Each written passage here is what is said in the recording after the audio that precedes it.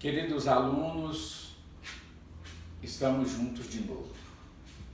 Quero agradecer às pessoas que ligaram, que falaram palavras carinhosas para mim, o caso do Samuel Túlio, da Dani e de outros que eu não sei o nome. Quero agradecer pelo carinho, pela amizade de todos vocês. Hoje eu estava pensando aonde estão os meus companheiros de cadeira, professor Tiago adjunto, professora Natália, até o professor Marcelo me abandonou, e também o professor Fernando e os demais professores de redação da cadeira de português, que eu não tenho encontrado com eles, assim como não tenho encontrado os alunos, né? E os colegas de outras cadeiras. Nós estamos nesse momento de isolamento e é um momento realmente muito difícil da gente ficar sem poder sair, sem poder fazer aquilo que a gente gosta, é muito triste. Mas eu espero que vocês, meus queridos alunos, estejam aproveitando bem esse momento para estudar, para fazer redação, para ler bons livros, porque isso vai passar, com certeza isso vai passar, isso precisa passar, e não sei, mas acredito que ainda nós nos encontraremos, se não numa sala de aula, mas pela vida ainda vamos nos encontrar, e eu estou torcendo pelo sucesso de vocês. Nós, na aula passada, terminamos a primeira metade do século XIX. O século XIX é dividido em duas etapas. Primeira metade, romantismo. Escola de sonho, embora revolucionária na temática, combate o passado.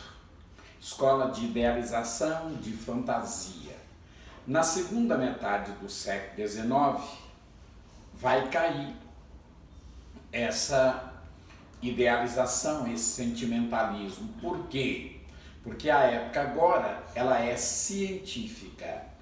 Nós vamos ter a origem das espécies de Darwin, portanto, nós vamos ter o evolucionismo de Darwin e Spencer, o determinismo de Hipólito Taine, que lá em Cabeleira nós já falamos sobre isso, né?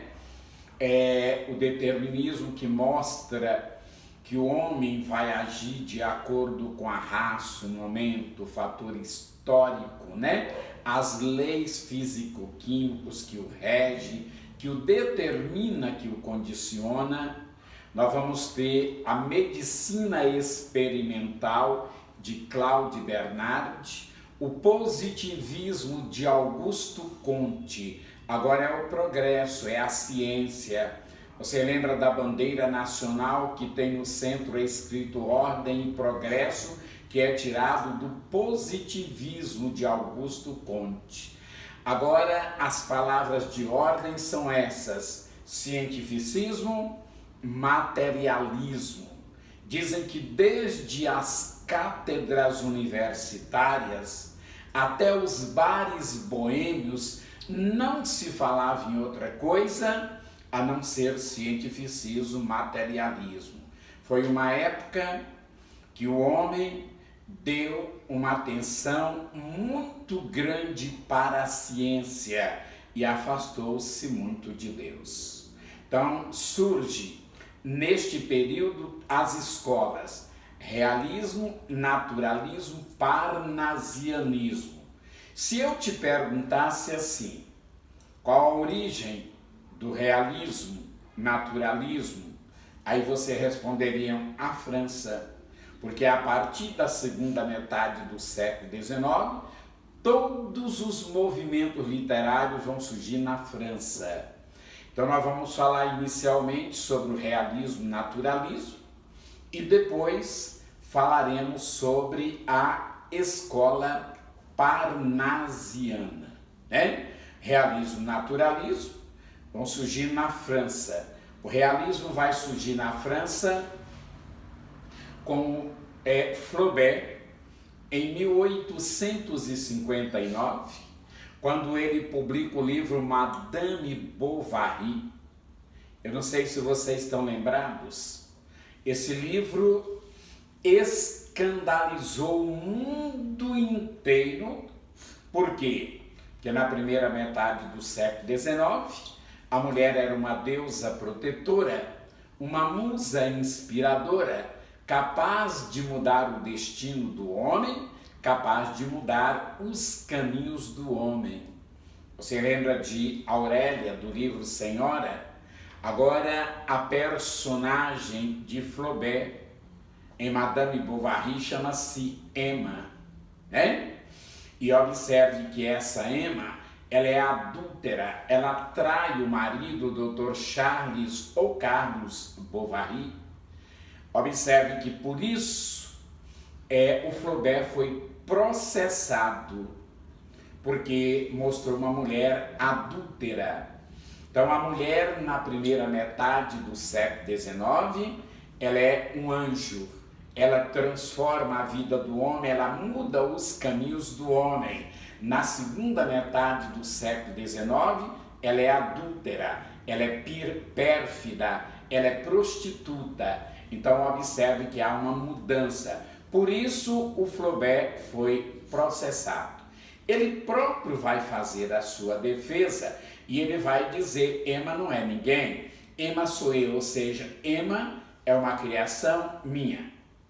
Mais tarde, no século XX, aqui no Brasil, Fernando Sabino vai escrever um livro por nome de Zélia, uma paixão.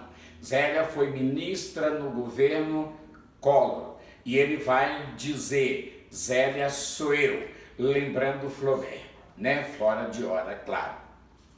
Se o realismo surge na França em 1857, observe que o naturalismo vai surgir em 1867, embora ele vai surgir também na pintura, o Enterro em Ornans e as banhistas, com Colbert, que vai também escandalizar o mundo, principalmente as banhistas, porque já vai mostrar as mulheres um tanto quanto desnudas.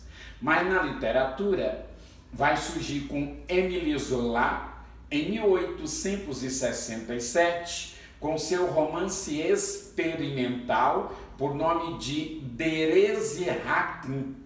Agora observe, Zola, quando escreve esse livro, ele diz assim, leia-se este livro com cuidado e ver-se-á que cada capítulo lido é um estudo científico a ser feito.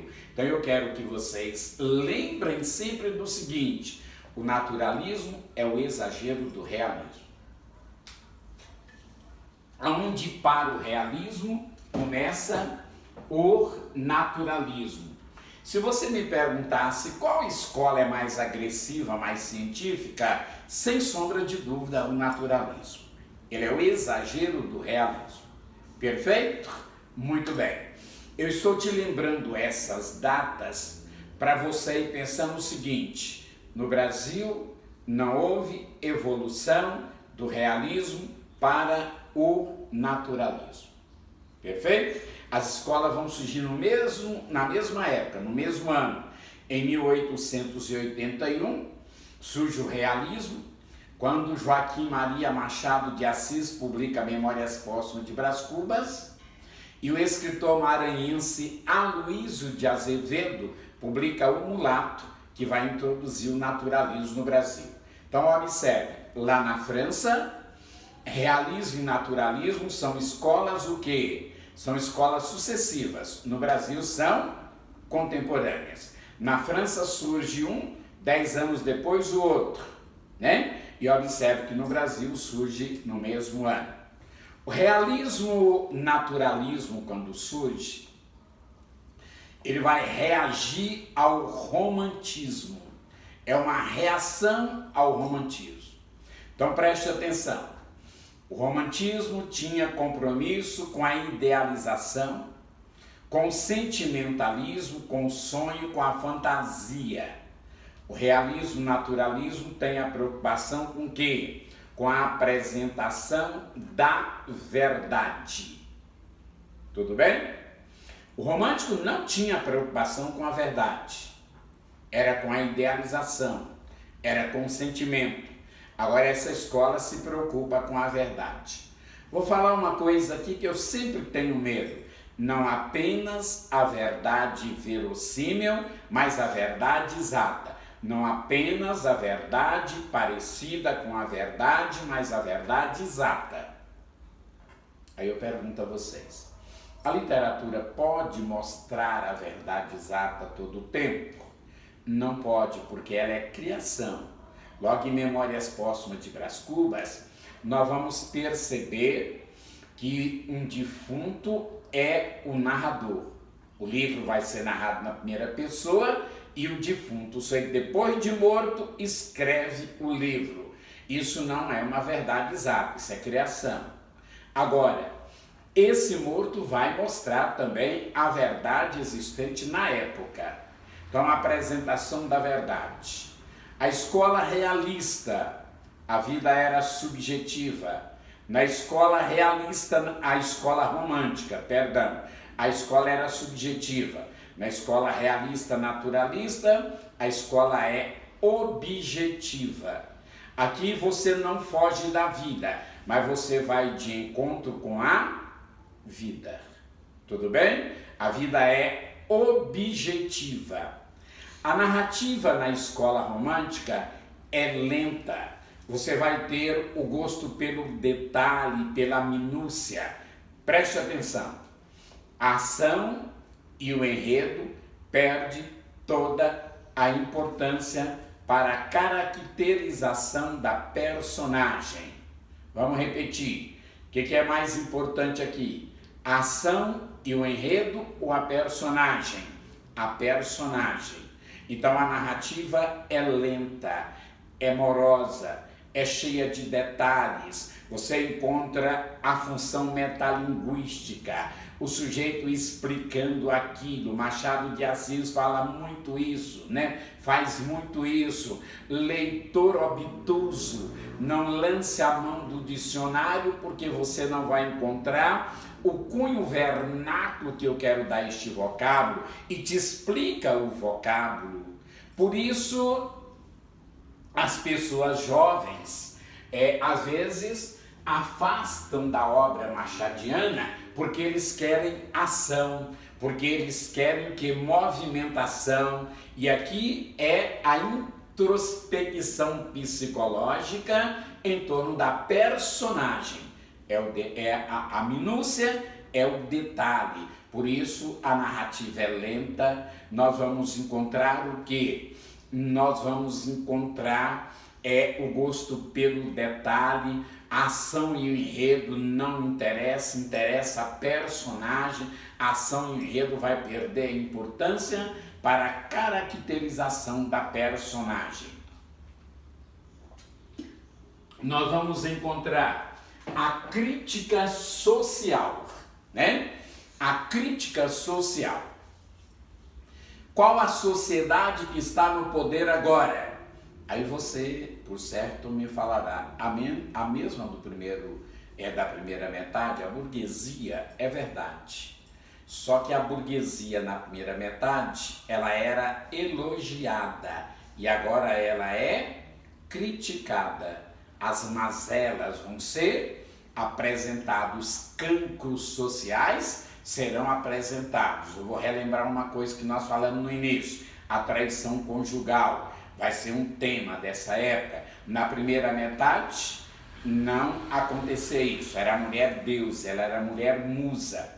Agora a mulher é um ser humano, né? Sujeito ao mesmo erro que o homem. Tudo bem? O que mais? A crítica ao clero. Quando nós falamos em O Seminarista, do Bernardo Guimarães, eu já dizia a vocês que era uma obra pré-realista porque era anticlerical, não sei se vocês estão lembrados, Ele critica o clero porque o clero aceita a carta mentirosa do pai do Eugênio para que o menino não se afastasse de quê? Para que o menino não se afastasse da religião, né? Agora aqui, o clero, ele é bandido. Se você ler O Crime do Padre Amaro do Essa de Queiroz, você vai ver que ele vai seduzir uma menina, ele, padre recém-ordenado, ele vai engravidá-la, ela vai ficar escondida, porque naquele tempo não era legal, uma mulher está grávida do padre, e na hora que ela vai conceber, ela sem ajuda médica morre. E eu te pergunto o que acontece com o padre Amaro? Nada, ele é transferido para outro lugar, para outra paróquia, né? Aí se você lê de quem? Se você lê do Aloísio de Azevedo Mulato, você vai ver o padre Diogo, adúltero, assassino, imoral, perverso. O que vai acontecer com ele? Ele vai ser promovido a cônego. Tá vendo? Então você tem a crítica social, você tem a crítica ao clero, a obra anticlerical. Você vai ter uma obra marcada por quê? Pelo cientificismo, pelo determinismo, pelo materialismo, que nós já falamos, que foi a palavra mais discutida, ou as palavras mais discutidas, o cientificismo, o materialismo, na segunda metade do século XIX.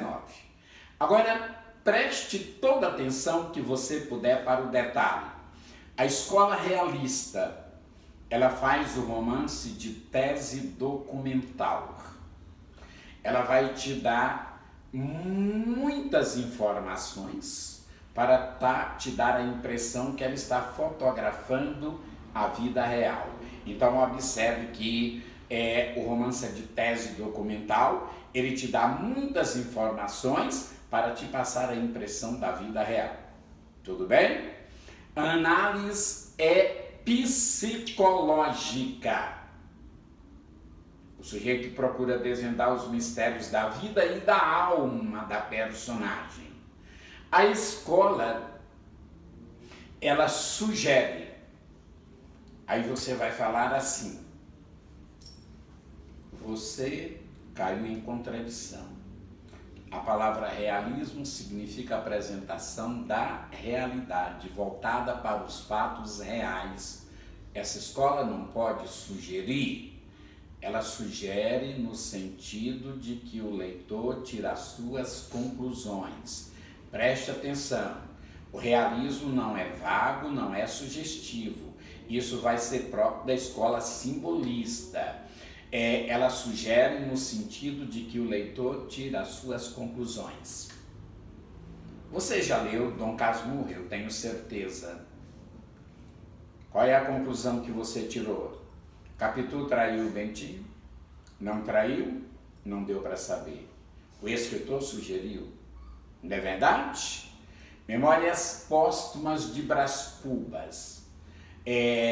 A Virgília traiu o Lobo Neves, seu marido, com o ex-namorado Brás Cubas. Mas quando eles entram para o quarto a primeira vez, o capítulo chama Velho Diálogo de Adão e Eva, e você pode observar que não tem nada escrito, tem BCV, Brás Cubas Vigília, pontinho, interrogação, exclamação. Aí você imagina que essas pessoas foram fazer no quarto. Brás Cubas, que já foi namorado da Vigília, a Virgília casou com o Lobo Neves, mais tarde reencontra o ex-namorado e vai para um quarto com ele. Vou te fazer uma pergunta, mas você não precisa responder. Pelo menos para mim, só para você. O que uma mulher casada vai fazer num quarto com um homem que não é o seu marido? O escritor sugeriu, você tira as suas conclusões. Acontece que a época é o quê? É altamente cientificista. Então nós precisávamos de mais. O realismo evolui. A evolução do realismo dá o quê? O naturalismo. Se o romance realista é de tese documental, o romance naturalista é de tese experimental. Então as personagens servem para quê? Para experiência. Não é verdade? Você pode observar o seguinte, nós já falamos anteriormente que o realismo vai falar sobre a burguesia. Agora eu quero que você lembre o seguinte, o realismo trabalha com a camada mais alta, viu? E o naturalismo com uma camada mais baixa, com o submundo, com o marginal, né? Então observe vocês que o romance naturalista de tese experimental. A personagem vai servir para quê? A personagem vai servir para experiência. Tudo bem? A escola realista fez a análise o quê? Patológica, não é verdade? Ela pode falar sobre o exterior e o interior. O exterior onde a personagem está e observe que o interior da personagem na escola realista. A escola naturalista é patológica. Quando é que a personagem vai interessar? A personagem vai interessar a partir do momento que ela apresenta desvios, taras, anormalidades sexuais, vícios, desvios. É aí que ela interessa. A escola realista deixa para o leitor fazer o quê? Tirar as suas conclusões, né? Então quem tira as conclusões? O leitor. A escola naturalista expõe conclusões. Se a escola realista sugere, deixa para você, a escola naturalista expõe conclusões. Ela te conta tudo. Se você aceitar, tudo bem. Se você não aceitar, você discute, você dá seu jeito. Se nós cotejássemos agora Memórias Póstumas de Brás Cubas e o Mulato e o Cortiço, né? Que é a obra-prima do naturalismo brasileiro. Olha o que aconteceu. Memórias Póstumas de Brás Cubas. Um homem e uma mulher vão para o quarto. O que acontece? Acontece que o escritor coloca BCV, pontinho, interrogação, exclamação. Agora preste atenção em um cortiço. Duas mulheres vão para o quarto, Leone e Pombinha. O escritor conta o que elas fizeram ou não? Ele conta tudo, não é verdade? Ele conta tudo o que elas fizeram quando elas foram para o quarto. Ele não deixa para você imaginar, ele te conta o que elas fizeram, não é verdade? Por quê? Porque no naturalismo a escola expõe conclusões, tudo bem? Agora eu ainda quero que você observe o seguinte, realismo e naturalismo são movimentos voltados mais para a prosa. Preste atenção, não existe poesia naturalista, tudo bem? Só prosa. E no realismo, existe poesia? Existe. Acontece que a poesia realista não floresceu, nem na França, nem no Brasil. Em outros países floresceu. Portugal, Itália, em outros países a poesia realista floresceu. E observe que no Brasil e na França não. Por isso que esses dois movimentos, né, eles são voltados, o realismo fez poesia, né, voltado mais para a prosa, e o naturalismo somente prosa. Por isso, na mesma época dessas duas escolas, vai surgir a escola parnasiana, que nós estudaremos na próxima aula, né? Ou numa próxima aula, não sei se já na próxima. Agora, olha só, nós vamos começar um capítulo à parte da literatura brasileira. Um capítulo fecundo e feliz, em que não houve declínio, porque ele ascendeu sempre. De mulato pobre do Morro do Livramento para a Academia Brasileira de Letras. Nós estamos falando de quem? Joaquim Maria Machado de Assis. Vou repetir uma coisa aqui que alguém que já foi meu aluno antes já me ouviu falar isso. Machado de Assis é a prova que nós podemos passar no vestibular que nós quisermos, em qualquer parte do Brasil, em qualquer escola do Brasil. Aonde você quer fazer o seu curso de medicina, por exemplo, na USP, você pode. Aonde você quer fazer na UNB, você pode. Aonde você quiser, você pode. Aqui está o exemplo. Eu peguei aqui Os Inimigos de Machado de Assis, de José Monteiro, porque eu li um livro que me deixou muito chocado. O Homem que Odiava Machado de Assis. Mas eu tenho aqui a obra completa do Machado de Assis, em 3 volumes. Eu tenho também aqui, né, uma prateleira, que é essa aqui, que está quase que toda do Machado de Assis. Agora eu tenho a Luiz de Azevedo e o Raul Pompeia aqui também, né? Esse livro, por exemplo, eu tirei daqui, Os Inimigos de Machado de Assis. Por quê? Porque o Machado de Assis era o quê? Pobre, mulato, manco, gago, míope e epilético. Ele tinha tudo para ser nada. Tendo tudo para ser nada, ele chegou a ser o quê? Tudo, né?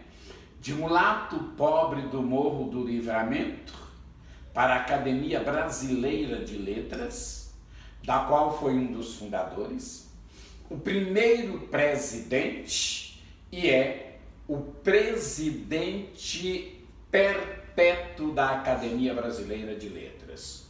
Como é que chama a Academia Brasileira de Letras? A Casa de Machado de Assis.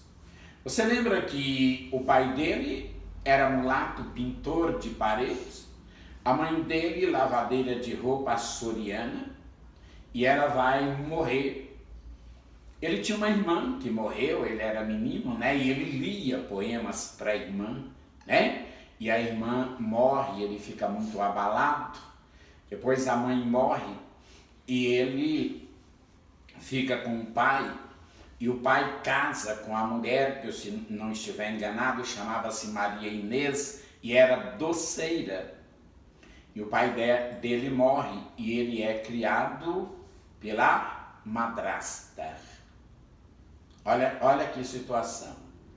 Ele era um menino já com muitos problemas, né? Mulato, numa época que não era bom ser mulato. Tá certo?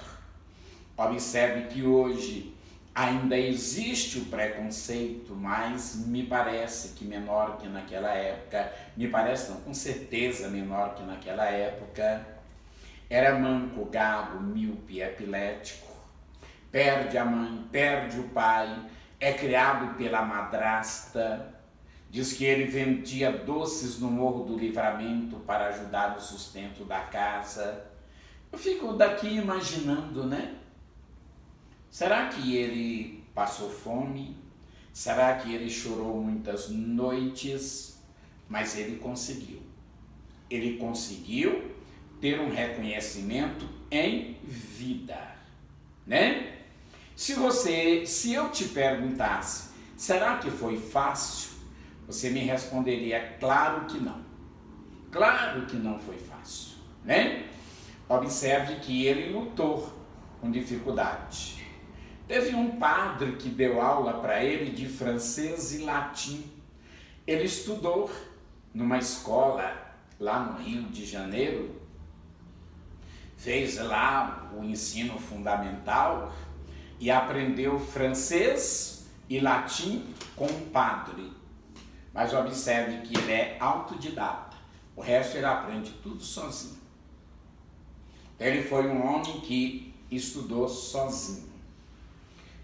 Sabia inglês, francês, noções de latim, de grego, e ainda dizem que quando ele morreu, foi encontrado um caderno na cabeceira da sua cama, ali no criado, em que ele estudava grego quando estava prestes a morrer. Então ele foi um homem que leu. Se você leu Machado, você perceberá que ele leu demais. Shakespeare, né? Ele leu Xavier de Mistre, ele leu os grandes escritores da época e também de tempo passado. Ele leu muito Voltaire, né? A ironia dele, observe que vem muito da leitura de Voltaire. Então observe que ele foi um homem que leu, foi um homem que pesquisou, foi um homem que trabalhou, foi um homem que se empenhou para chegar aonde chegou.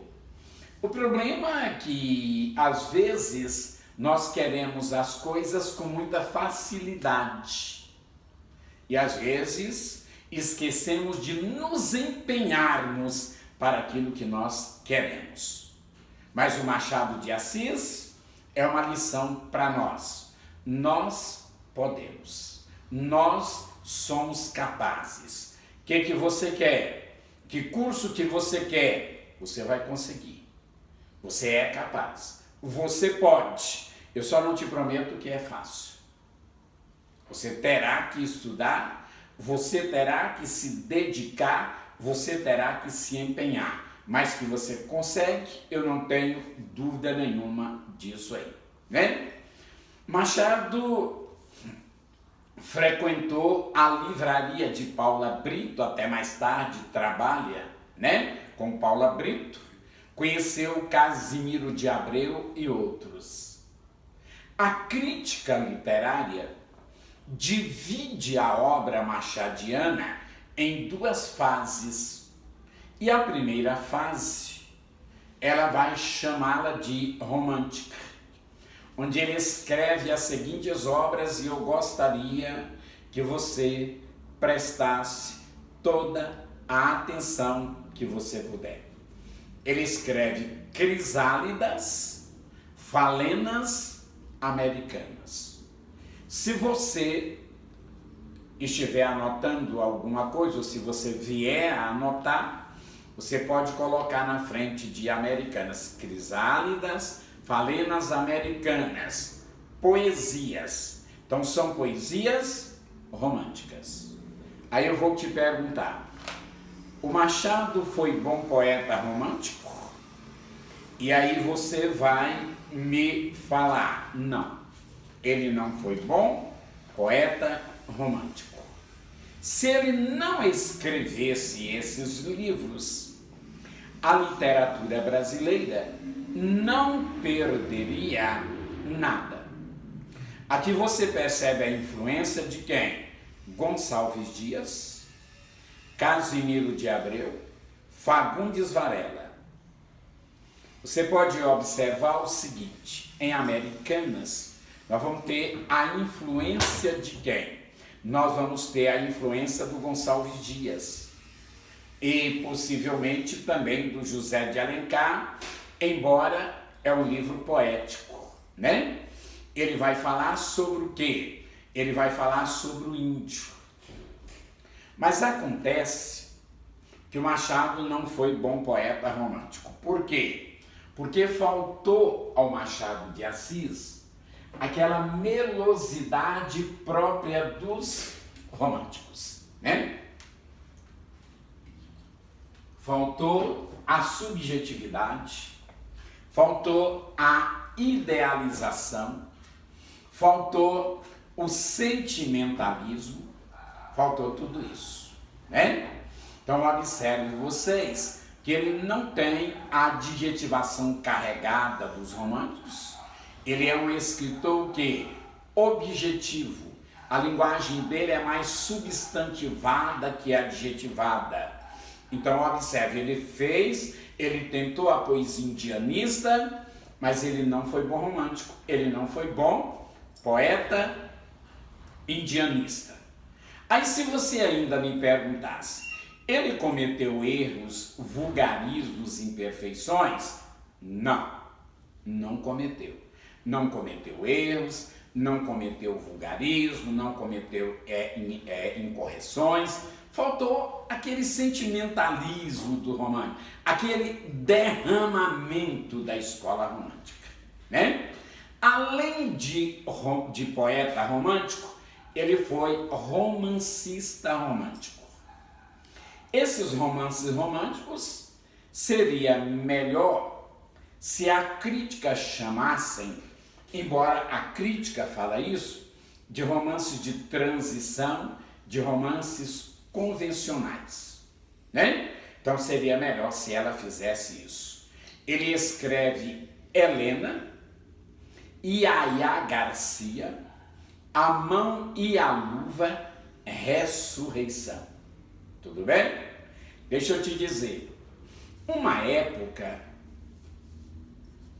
eu poderia citar até o ano, viu? Não vou citar para vocês não escandalizarem. A UNB cobrou o Machado de Assis, deu um texto, que antigamente a UNB cobrava o Machado de Assis quase que religiosamente em todos os vestibulares. E perguntou se o Machado representava dignamente a prosa romântica na literatura brasileira. Meus filhos, não representa. Tudo bem? Não representa. São romances mais de transição, né? Eu fico assim pensando no romance Helena. A Helena, ela vai sofrer uma transformação social e depois ela vai ter um choque emocional e morrer, né? Mais tarde a gente vai encontrar isso aonde? A gente vai encontrar isso em O Primo Basílio do Eça de Queiroz, embora o Primo Basílio nós sabemos que é influenciado em Madame Bovary de Flaubert, né? Mas a Luísa de Primo Basílio também tem um choque emocional e morre, né? Mas observe que em Helena já acontece isso. Desses romances do Machado, dessa primeira fase, eu gosto muito do romance A Mão e a Luva e Ressurreição. Olha como são romances de transição. A Mão e a Luva, você vai ter uma moça que vai ser o quê? Pretendida por 3 homens, né? Por 3 homens. Um era bom, mas outro era simplório. E observe que ela vai escolher não de acordo com os seus sentimentos, mas de acordo com a sua necessidade, com os seus objetivos. O que eu quero enquanto pessoa? Eu quero brilhar na sociedade. É o que a Guiomar quer. Qual desses 3 homens tem ambição? É um por nome de Luiz da Silva, se eu não estiver enganado. E observe que é com ele que ela vai se casar. Por quê? Porque é ele que vai realizar aquilo que ela quer, aquilo que ela pretende. Aí eu pergunto a vocês, isso é a atitude da mulher romântica? A mulher romântica não vai ficar com o homem que ela amar, independente de qualquer coisa?